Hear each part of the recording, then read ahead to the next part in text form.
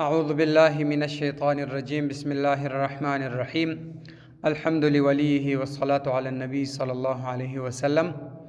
کتاب الحج کتاب ثابت دی په بیان کې د حج. هو دا چې دی فرض دی علی حر پر حر باندې مسلمین چې مسلمان وي، مکلفین چې دی مکلف وي یعنی عاقل وي، بالغ وي، صحیح جوړ وي، بصیر سترګې ده یعنی بنا وي، ړوند نه وي، له دلر زادون یو زاده وي، یو شی وي، توشه وي چې دی پر ځای هغه خرچه ولري، وراحلتون او راحله ولري، هغه شی ولري چې دی پر ولاړ سي او موټر و شی برابر وي، فضلا زیات وي عما د هغه څه د چې چاره نه وي له دلره د هغه څخه چې د چاره نه وي د هغه څه دی زیاتې پیسې شی ولري، وعن نفقتي او د نفقې څخه عیال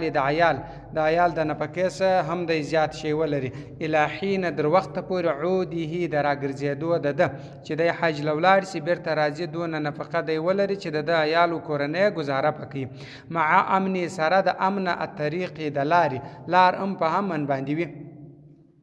والزوج خاوند به ورسره وي، او المحرم یا هغه څوک وي چې د دپاره محرم وي، للمرأة ښځې لره د ښځې دپاره به محرم یا به پلار وي یا به زوی وي یا به ورور وي یا به ماما وي یا به اکا وي، دغه څوک به وي چې د دې دپاره محرم وي، د غیر محرم چا سره به چې د دې تګ نه ورسره جایز د هغه سره به نه ځي، ان کانه که چیرې و بینها په مابین کې د دې و بین مکتې په مابین کې د مکې معظمې مسیرتو تګ وي، سفرن د سفر، فی العمر په عمر کې مرتن یو وار دی، علی فوری دستی یعنی په عمر کې حج یو وار کول کیږي، یو وار فرض کیږي، ګرد عمر فرض نه وي پر چا باندې، ولو احرم کچیر احرام وتاړي سوبي کشنی فبلغ بالغ سو او عبد یمری احرام وتاړي فعتق آزاد شو دی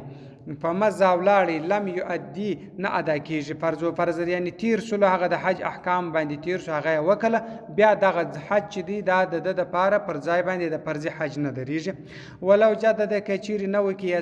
سبي احرامه احرام کشنی احرام بیرته را نه وکي د حج د دسه تیر سوی نه دی، بیرته احرام نه وکي د حج دپاره یو کشنی دی احرام یې تړلی ولو د حج دپاره خو د پر ځای دغه حج د دپاره فرض حج نه جوړیږي، نو دی په دا وخت کې لویشت ته ورسېدی لوی سو چې لوی سو د بیرته احرام خلاص کی بیا یې وتاړي چې وتاړي للفرض د پاره د فرض صحیح دی، دغه فرض دغه احرام د پاره لا العبد د مری د پاره د غی نه دی، وفرضه فرض چې دی د حج الاحرام و احرام دی، والوقوف درېدل دی بعرفه په عرفات باندې، و طواف زیارت طواف زیارت دی، دغه درې چې دی د حج فرض دی چې یو احرام تړل دی، د عرفات درېدل دی او طواف زیارت کول دی، وواجبه او واجب د حج دی وقوف درېدل دی جمع د مزدلفه باندې په مزدلفه باندې بدریږي، وسعی تلل دی بین الصفا والمروه په مابین کې د صفا او د مروه دغه صفا او مروه کول دی، ورم الجمار وشتل د هغه څلو دی چې شیطانان ورته ویل کیږي، و طواف الصدر طواف الصدر دی للآفاق د هغه چا د پاره چې دی د مکې معظمې نه وي د بهر سره غلی وي، والحلق د سر خریل دی، وغیرها او ما سوا دغه څه بیا دی سنت دی و آداب دی، دغه واجب څخه ما سوا نور بیا سنت و ادب دي، و اشهر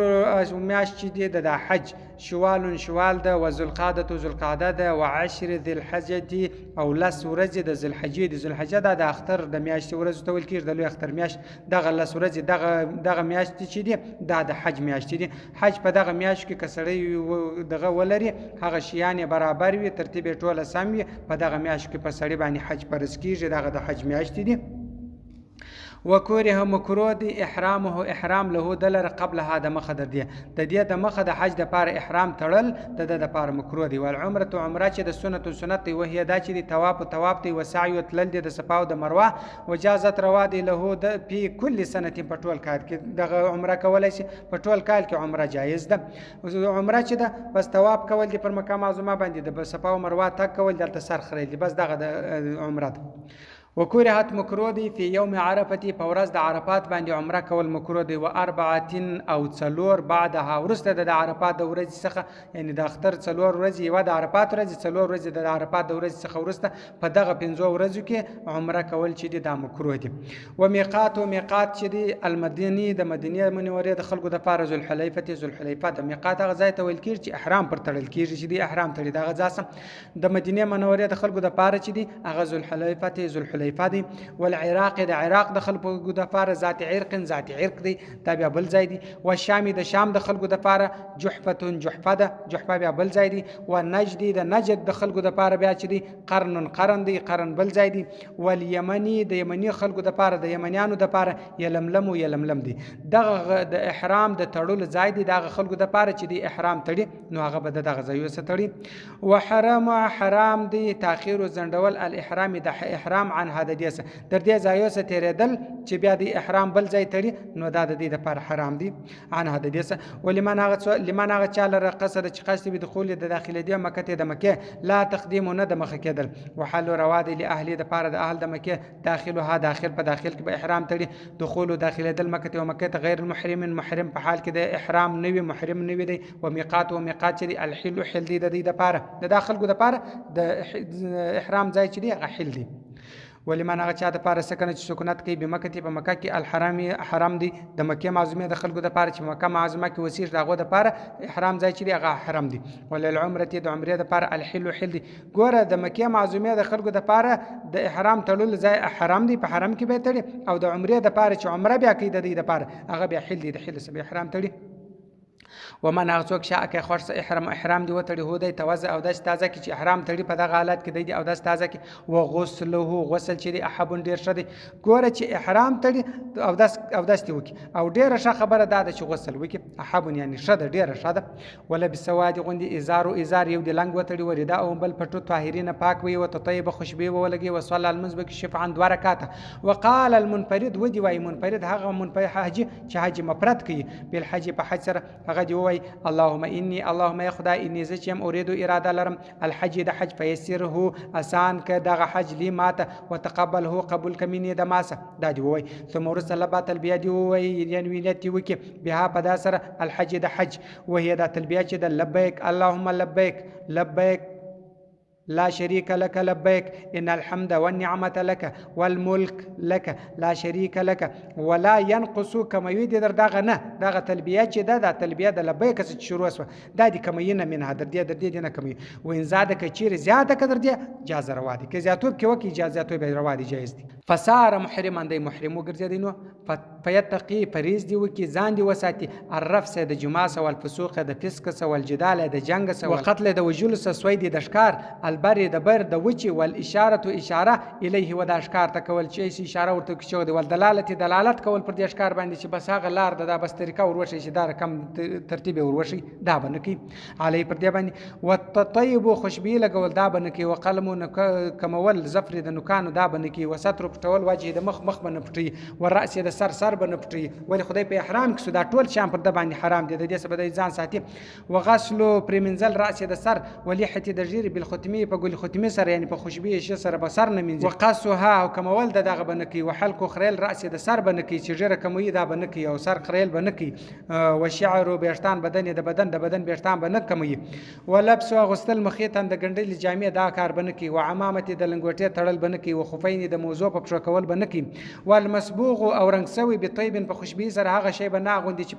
په خوشبی سره رنگ سوی یعنی خوشبوي شی دا بنکی الا بعد زواله مگر نو ورسته د زواله سره د خوشبی د چې خوشبی جملاړه بیا دا کولای شي چې واغوندي لا نه دی منه د الاستحمام او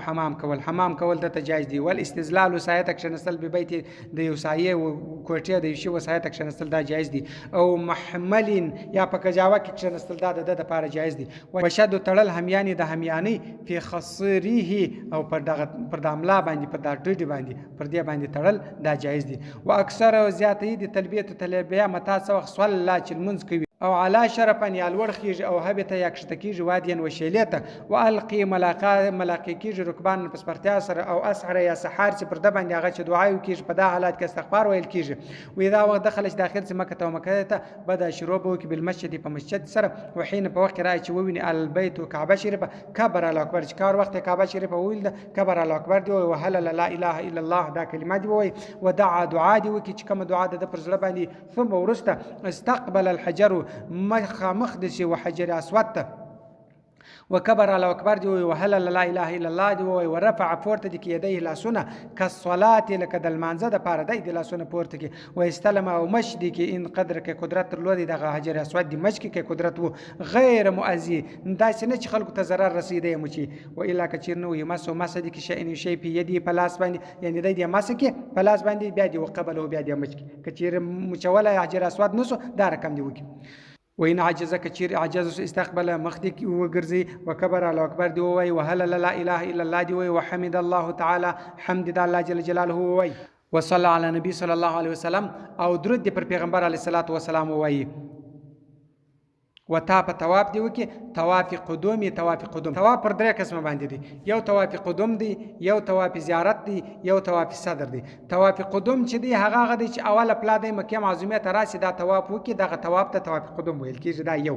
او یو طواف زیارت دی چې دا فرض طواف دی بیل دغه حج نسی کیږي او دریم چې دی دریم طواف صدر هغه دی چې یا طواف وداع هم ورته ویل کیږي چې د اخر وکور خاطر روانیږي بس د اخر طواف وکي دغه طواف صدر بلل کیږي وسن للآفاق صدق الله العلي العظيم وصدق الرسول النبي الأمي الكريم ونحن على ذلك من الشاهدين والشاكرين والحمد لله رب العالمين